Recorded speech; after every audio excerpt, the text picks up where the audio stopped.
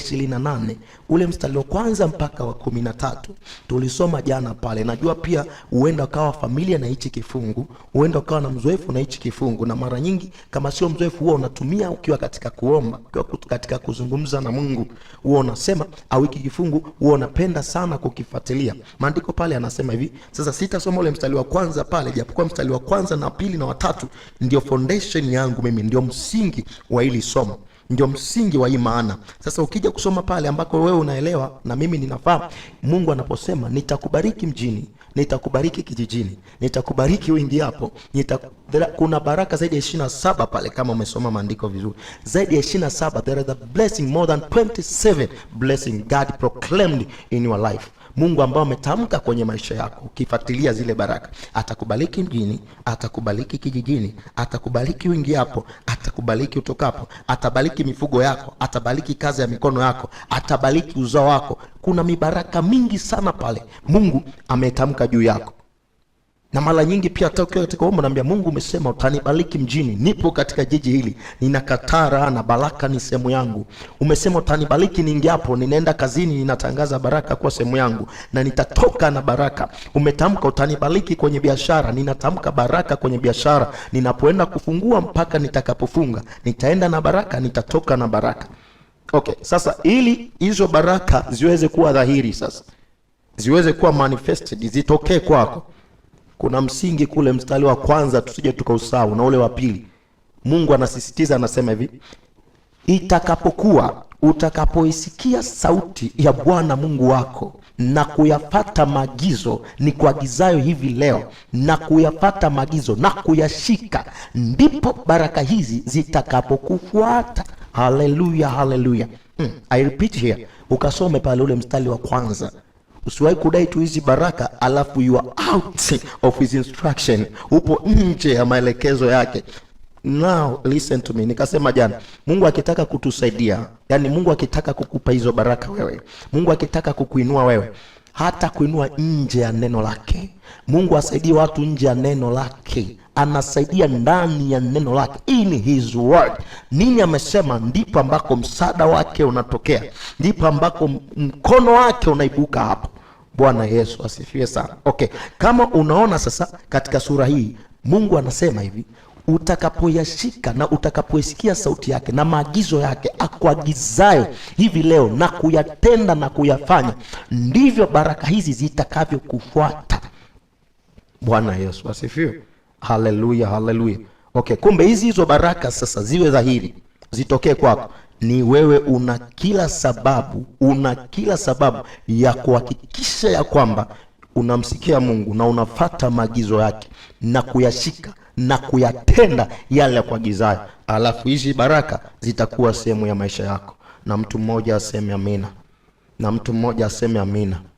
Na umeelewa sasa, baraka ni roho ya Mungu hii.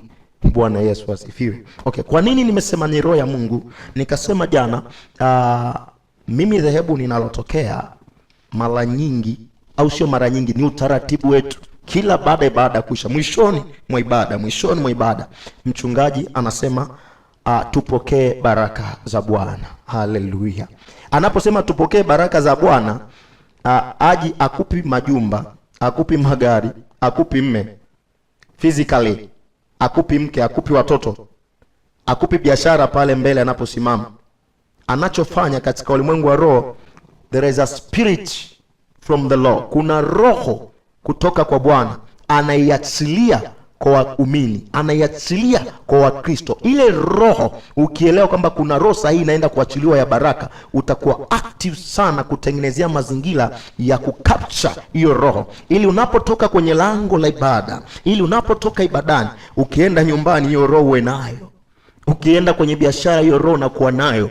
Ukienda kwenye ndoa hiyo roho inakuwa nayo. Yaani baraka zinaanza kutililika, kwa sababu kuna ile roho ya Mungu ambayo inasababisha baraka. Ile roho ya Mungu ambayo inaleta matokeo yatokanao na zile baraka zake inaanza kuwa dhahiri kwa Mkristo mmoja mmoja. Bwana Yesu asifiwe. Ndio maana ni hatari sana kutoroka ibada kabla ya baraka. Yaani bora usingekuja. Kwa dhehebu ninalotokea, ibada itakuwa na maana kama unaondoka hujapokea zile baraka za mwishoni. Zile baraka za mwishoni zina nguvu sana.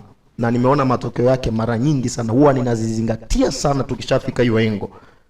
Anaposema tupokee baraka, achekeshi pale, kuna kitu kinachiliwa katika ulimwengu wa roho. We receive it, tunapokea ile roho, na ukitoka nayo pale hakika unatoka nayo mazima. Unaiona kazini, unaiona kwenye biashara, unaiona mahala tofauti tofauti, na ninakuombea iwe kwako katika jina la Yesu. Tembea na hiyo roho. Bwana Yesu asifiwe. Sasa tukaangalia kwa mapana hayo jana, nikakwambia pia kwa nini unahitaji baraka. Tuliangalia sababu moja hapa. Sasa leo ninatamani tuguse sababu ya pili. Tuliangalia sababu moja kwamba kwa sababu ni haki yako kuipata. Ni haki yako kuipata. Ni haki yako kuipata hiyo baraka. Kwa nini? Mwanzo ile sura ya kwanza mstari wa 26 mpaka 28. Mungu akasema alipowaumba wale binadamu wa kwanza, Adam na Hawa, maandiko yanasema akawabariki. Baada ya kuwabariki sasa kuna maneno yakafuata pale, akawaambia zaeni mkaongezeke mkamiliki. Baada ya kuwabariki, nisikilize, usisome tu Biblia kwa bahati mbaya. There is a code, kuna kodi kwenye maandiko. Bwana Yesu asifiwe. Okay, kodi ya kuzaa, kodi ya kuongezeka, kodi ya kumiliki, kodi ya kutawala is a blessing, ni baraka. Bwana Yesu asifiwe sana. Tuko pamoja watumishi wa Mungu. Kukosekana kwa kuzaa, ndio maana kama wengine uaga tunaongea, hii sio lugha ya kawaida tu katika hali ya mazingira ya kawaida. Mungu anaposema amenibariki watoto, watoto ni baraka kwa Mungu. Bwana Yesu asifiwe. Okay, so lack of children, kukosekana kwa watoto, kuna mkosekano eneo la baraka kwenye uzao. Bwana Yesu asifiwe sana. Na kwa nini tunajifunza somo hili? Nimekwambia this is the altar of prayer. Hii ni madhabahu ya maombi. Power in prayer. After teaching this, tunapojifunza namna hii, we are going to pray. Pale ambako unaona hakuna uzao, tutaenda kuomba baraka kwenye eneo la uzao na zitakufuata. Pale ambako unaona hakuna kuongezeka, tutakwenda kuuliza hiyo roho inayosababisha maongezeko itakufuata katika jina la Yesu. Okay. Leo tutaangalia sababu hii. Alafu tuende kuomba kwa dakika chache. Okay. Kwa nini unazihitaji hizi baraka? Kwa nini unazihitaji hizi baraka? Sababu ya pili ni hapa. Ili uweze kuishi maisha uliokusudiwa na Mungu. Bwana Yesu asifiwe. Ili uweze kuishi maisha uliokusudiwa na Mungu. Ninarudia tena. Unazihitaji hizi baraka, mtumishi unanisikiliza, mtumishi unanifuatilia mahali hapo ulipo, ili uweze kuishi maisha uliokusudiwa na Mungu.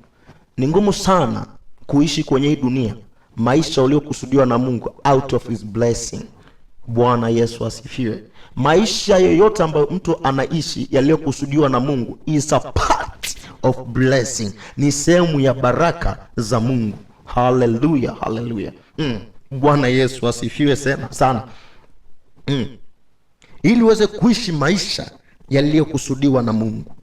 Kuna aina maisha watu wanaishi ambao hawajakusudiwa na Mungu, maisha ya mateso, maisha ya mahangaiko, maisha ya majuto, maisha ya kukataliwa. Hizi indicator zote, ukiona mtu anaishi maisha namna haya, ujue kuna changamoto kwenye eneo la baraka. Ile roho ya baraka haiko katika hayo mazingira. Ile roho ya baraka haiko katika maisha yake. Sasa ili ije hiyo roho ifanye kazi, unahitaji hiyo roho ili uweze kuishi maisha uliokusudiwa na Mungu. Mambo ya Nyakati, kitabu kile cha Mambo ya Nyakati. Let us read here, alafu tupate muda wa kuomba. Kitabu kile cha Mambo ya Nyakati. Kitabu kile cha Mambo ya Nyakati. Kitabu kile cha Mambo ya Nyakati. Mambo ya Nyakati wa kwanza, sura ya 4, mstari wa 9 na wa 10. Mambo ya Nyakati wa kwanza sura ya 4, mstari wa 9 na hata ule wa 10. Maandiko yanasema hivi: naye Yabesi alikuwa mwenye heshima kuliko nduguze, na mamaye akamwita jina lake Yabesi akisema, ni kwa sababu na alimzaa kwa huzuni. Mstari wa 10. Huyo Yabesi akamlingana na Mungu wa Israeli akisema, lau kwamba ungenibarikia kweli kweli, lau kwamba ungenibarikia kweli kweli na kunizidishia hozi yangu, na mkono wako ungekuwa pamoja nami, nawe ungenilinda na uovu, ili usiwe kwa huzuni yangu. Naye Mungu akamjalia hayo aliyoyaomba. Bwana Yesu asifiwe sana. Unaangalia, huyu ni Yabesi. Maandiko ananiambia hivi, maandiko anasema hivi, Jina la Yabesi mama yake alimpa kwa sababu alikuwa amemzaa wakati wa huzuni. Kumbe Yabesi ni huzuni. Jina lina maana. Ili jina la Yabesi maana yake ilikuwa ni huzuni. Mama yake alimpa hili jina. Sasa angalia huyu mtu alivyokuja kuwa mtu mzima, alivyokuwa na umri fulani, akaja kuona maisha yake yana changamoto kwenye eneo fulani, hayako sawa. Bwana Yesu asifiwe. Maisha yake hayako sawa. Kwa alichoamua kukifanya sasa, baada ya kuona kuna shida mahali, Biblia inasema hakuhangaika kwenda kutafuta watumishi, hakuhangaika kwenda kueleza watu, mimi nina changamoto, naomba msaada, mimi nina shida, sina hiki, sina hiki. Alichoamua kufanya, Biblia inaambia akarudi kwa Bwana, akamlingana Bwana. Mungu kumlingana kwake, maandiko yanasema hivi, akamwambia Bwana, lau ungenibariki kweli kweli. Kumbe kuna shida kwenye eneo la baraka. Maisha yake yalikuwa na shida, maisha yake yalikuwa na huzuni, maisha yake yalikuwa na mikwamo mingi sana, lakini ile mikwamo alipata kutambua ya kwamba kuna shida ya baraka. Na mimi ninakuombea na mtu mmoja ambaye unanifuatilia mahali hapa, changamoto yoyote ambayo imekukabili, kukosekana kwa baraka, hiyo changamoto ikuachie katika jina la Yesu, na roho ya baraka ikuatamie, na roho ya baraka ikufuate. Nisikilize mtumishi wa Mungu, ukimchukua mtu ukitoa baraka, utaishi maisha ya kukata tamaa, utaishi maisha ya kuchoka, utaishi maisha ya kukataliwa, utaishi maisha ya kukosa furaha. Kumbe ndicho ambacho Yabesi anatufunulia hapa. Bwana Yesu asifiwe. Na Mungu anasema hivi, akamjibu Yabesi sawa sawa na alivyoomba. Liwe ni ombi lako siku ya leo, Bwana akubariki na wewe. Mwambie tu, Bwana nibariki na mimi, na Bwana akujibu nawe sawa sawa na utakavyoomba. Kama alimjibu Yabesi, why not you? Come on. Kama alimjibu Yabesi, kwa nini ashindwe kwako? Kwa nini asifanye kwako? He is a God. Ni yeye Mungu huyo huyo aliyemjibu Yabesi, ndio niko hapa, amenituma kwako, anataka kujibu na wewe. Unaweza kumwambia Bwana nibariki na mimi. Eneo hilo la uchumi, eneo lolote lile ambalo unaona haliko sawa, tell God bless me. Nisikilize kwa makini, nikakwambia jana, unapomwambia Mungu nibariki, ile roho yake inakuja kwako. Akikubariki wewe, kabisa amani yako imebarikiwa. Akikubariki wewe, watoto wako wamebarikiwa. Akikubariki wewe, biashara itakataa, itaenda hiyo biashara. Akikubariki wewe, magonjwa hayatakutafuta wewe, yatakukimbia automatic. Akikubariki tu wewe, akikubariki tu wewe,